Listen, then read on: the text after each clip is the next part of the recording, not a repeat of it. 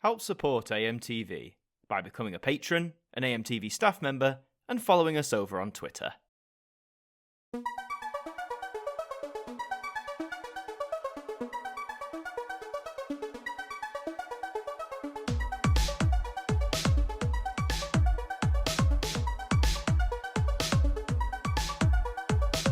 Hello, and welcome to the Ident Review Extra, the spin-off show that takes a look at one individual ident each episode and gives it the review it deserves. And this time around, we're embarking on a journey through the rhythm and movement idents that represented BBC One between 2002 and 2006. We're looking at the last festive ident of the set from 2005.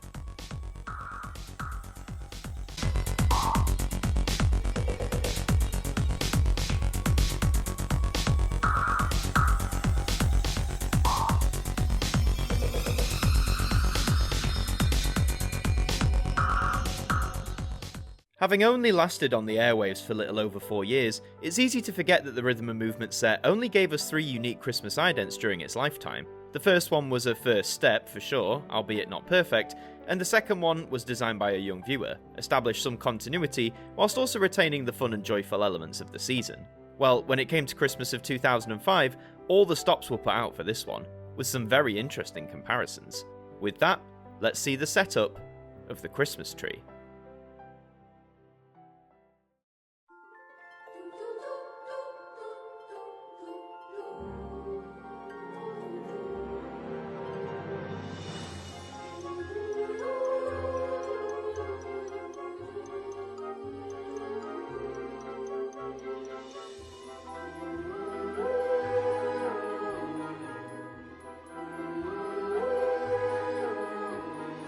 This feels very familiar.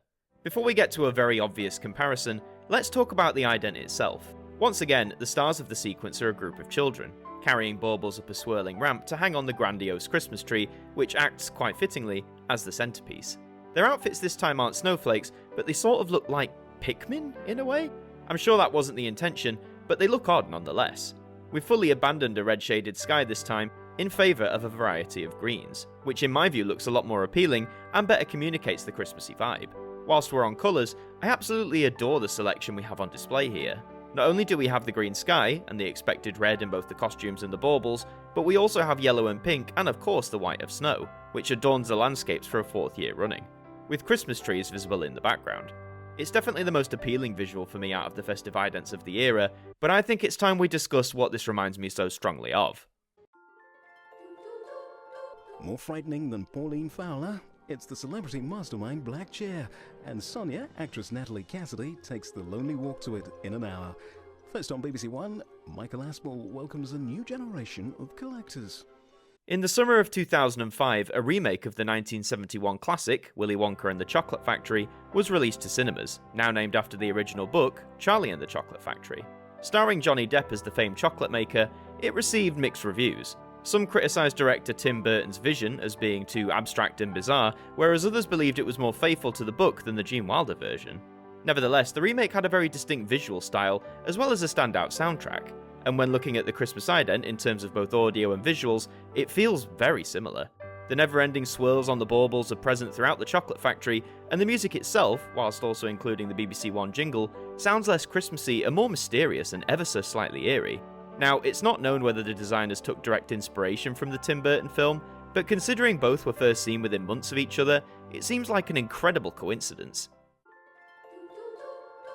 It's the furthest the show has ever travelled, but will the experts find what they're looking for down under?